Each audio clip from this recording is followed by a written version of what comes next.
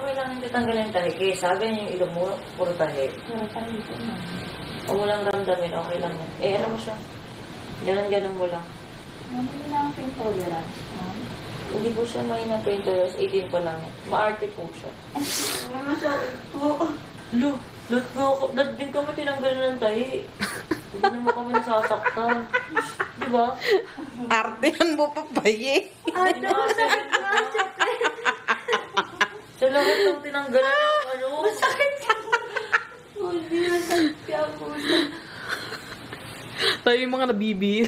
Kami mga Mga nailong. na-BBL, mga nasagad. Pasuso, malala. Totoo yan. Sa lahat ng ginawa ng ilong sa amin, si Paye lang yung nagsasabi na, masakit. Konting kibot, inaartehan niya talaga. Paalasanin po ng braces, ha? Naranasan niyo na po yung tinanggal niyo po yung tights. Pagkakita ni Doc Yapi, nila ba yung tinanggal?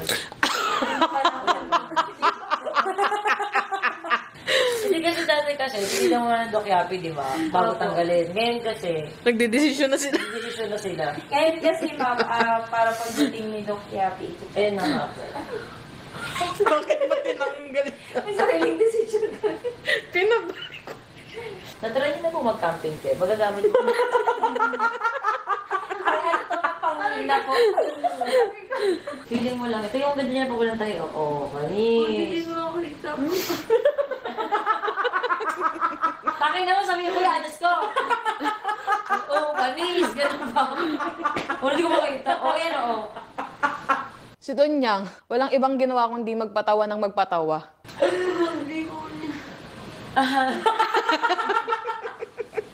Pero grabe, no oras pa lang. Ang haba na ng pila ni Doc Yapi sa labas.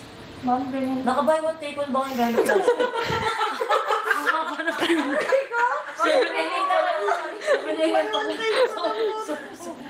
Napaka-supportive talaga ni Justin Bieber.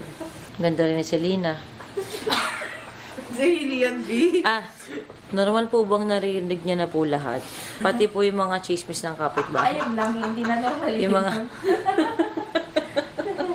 Ba't kailangan nakapikit ka para lalagay ko? May nakapit po ng headband mo.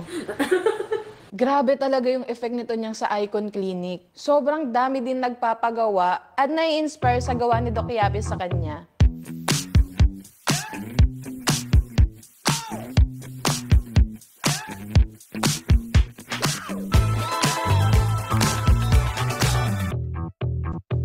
Isipin mo yun, Day,